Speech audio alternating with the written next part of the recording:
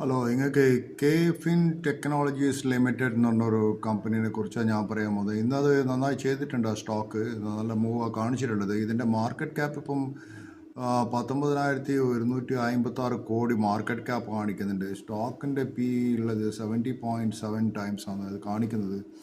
Price to book value ഉള്ളത് 16 times ആണ് price to book value ഉള്ളത്. കറണ്ട് പ്രൈസ് 1189 ഹൈ പോയത്. Current price 1118.